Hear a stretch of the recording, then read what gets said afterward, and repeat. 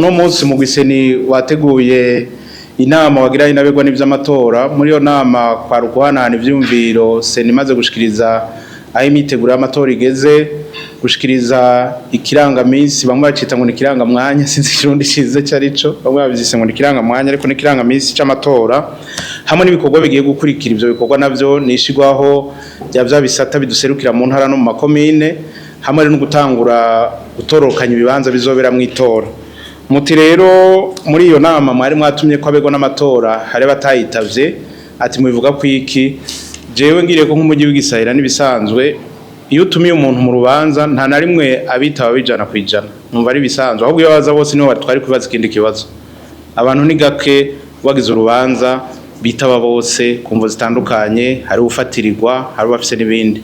Kumbure ngira ngo mu misiza abatashoye kuza tuzomenya icatumye, ariko ngo mwabibonye gute? Je nibisanzwe ko nabibonye, kuko nta na rimwe watumiye abantu bose bitaba, umuntu ashobora gufatirwa kumvera imvo canke yindi. Ikindi kibazo naco bamaje yuko ngo mwumvise ko habaye guteraterana amajambo hagati y'imigambwe n'abari mu mashira hamwe adaharanira ivyicaro vya politiki. Ngira ngo naho nyine kwa kunda aba journaliste mukunda gutanga amakuru, mwatanze amakuru y'igice, hano undi yavuze ko ari gukeburana. Je nibaza ko bakeburanye ntibaterateranye amajambo, kandi kira noneho burya ikintu kivuye mu nama sikibi, ikintu kivuye mu nama ko kivuzwe kose sikibi. Hanashigijwe nuko gusa boza baravuga imvugo idakomeretsa kugira ngo abantu babandanye bumvikana. Muri rusange rero nta kidasanzwe nabonyemwo, abatashoboye kuza barafise imvo ni gake, si kenshi watumiye abantu bazijana kwijana. Hanyuma amajambo bahanye yavugiwe mu nama ya bose, bavuze ko ari gukeburana atari guteraterana amajambo.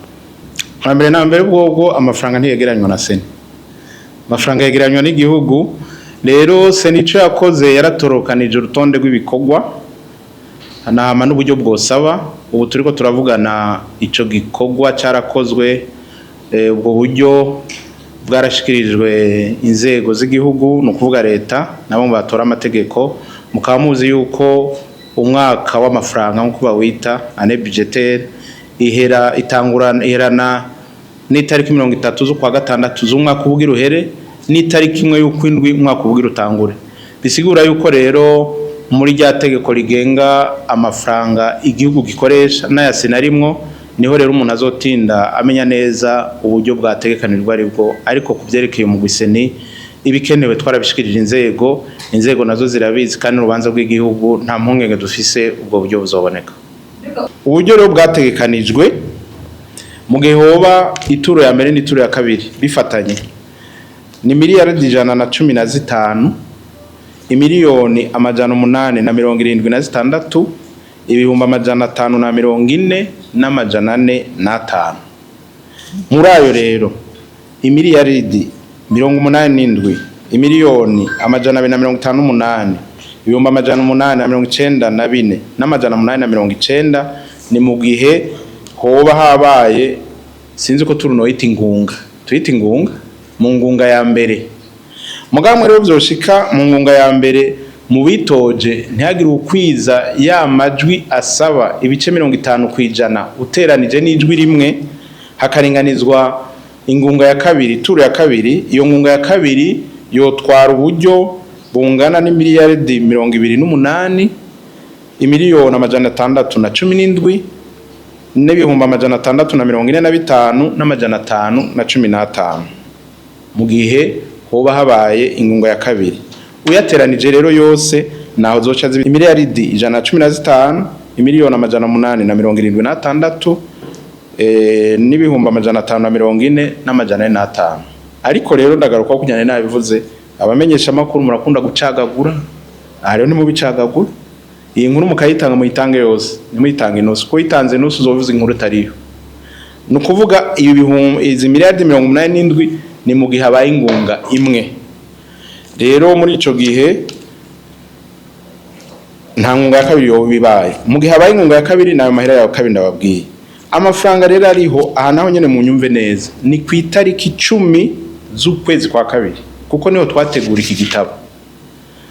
Urumva rero mu nyuma za haraje kwa gatatu, haraje kwa kane, kwa gatanu, murazi ko amafaranga zaraza ubu ayamaze kuja ko ibihano ntitubisa ariko igihe twategura iki gitabo ku itariki 10 z'ukwa kabiri mwaka wa 2026 hari ku miliyaridi zitatu imiliyoni ibihumbi amajana 869 ibihumbi amajana 930 n'amafaranga amajana 295.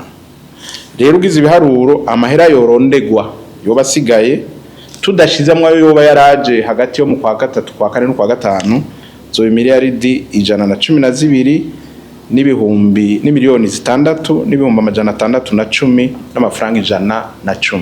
Ivyipfuzo bashikirije ivyipfuzo yuko twukubahiriza ingingo ya 40 yitegeko rigenga amatora. Iyo ngingo nayivuga yuko nukubahiriza igitsina genre, nukubahiriza ivyumviro vya politique diversité politique, nukubahiriza n'amoko. Ivyo navyo birazwi, amoko ni 60% ku bahutu, 40% abatutsi, niburi ibice 30 by'abakenyezi. Ivyo tuzogerageza kuvyubahiriza. Gusa nababwiye hari ahantu bihora bigorana kandi ngoma n'abarundi bavyumve. Uravye uko igihugu kize nk'abajya bo ku biro vy'itora rimwe biragorana kuko uko abarundi babaye ku mitumba siko nubwo bwoko bugenda buraboneka. Hariho nk'intara cyangwa imitumba usanga hiziziwe ubu bwoko cyangwa ubundi, kuko muri ico gihe basaba yuko ubatora mu bantu biyandikishirije aho hantu. Mugihe rero utora mu biyandikishirije aho hantu, hari gusanga abantu biyandikishirije aho hantu bari benshi mu bwoko kanaka kuruta mu bundi.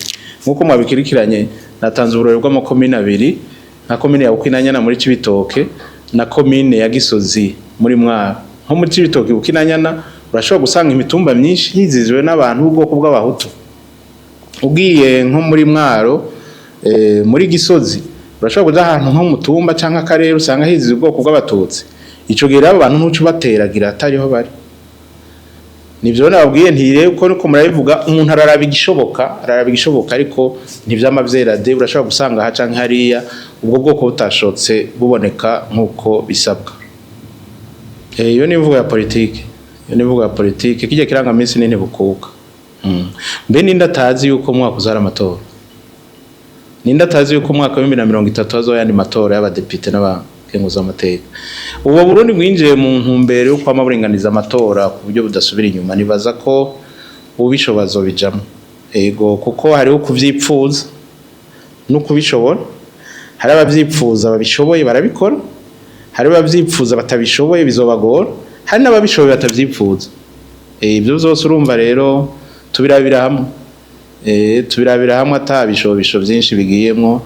Ikibitatura n'itegeko kiranonoho nyene icubera umukuru w'igihugu azorarika bene gihugu binyarutse itariki zine z'ukwi 11 bitevye itariki zine z'ukwi 12. Ubu turi mu kwa kangahe? Turi mu kwa gatanu, hasigaye amezi angahe?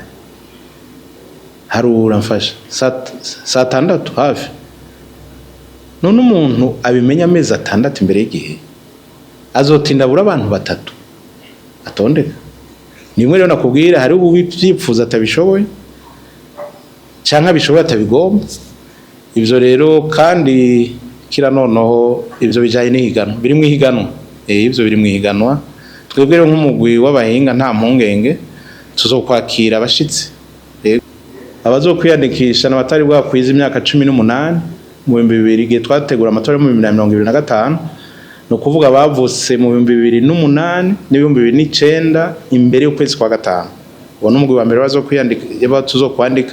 Abakabiri n'abarundi bahungutse. Abagatatu n'abarundi kumvu zitandukanye ariko zumvikana batashoboye kwiyandikisha. N'utunenge cyangwa udutosi twariyerekanye cyangwa twarabonetse mu iringanizo ry'amatora mu 2025. Ivyo twashoboye gushika ko turumvikana ko bikosorwa, mugasinze ko byokosorwa bataje kubikosa gufasha mu kubikosora, ariko naho nyene n'umugarutse hahandi n'uburenganzira bwabo. Kubijana no gukosora amategeko se nisi ikosora amategeko. Ico se nishobora gukora nk'ibabonye hari ingingo iyi canke ritameze neza, irasaba inzego zibijejwe guhinyanyura gutosora itegeko. Itegeko rero ntitosorwa na seni. Mugere itegeko ritaratosogwa hakorera iriho, tuzokoresha iririho. Nimba rifise utunenge ngo hagumajora imirazi tuzokoresha ririho, hama umwaka babironke yakaryo canke bavyipfuje bazoza baterere cyo kumwe n'abandi iryo tegeko rikosorwa, ariko wumve ko atari seni hindura amategeko y'amatora. Seni ikoresha amategeko y'amatora yashizweho n'inzego zibijejwe zibifitiye n'ububasha.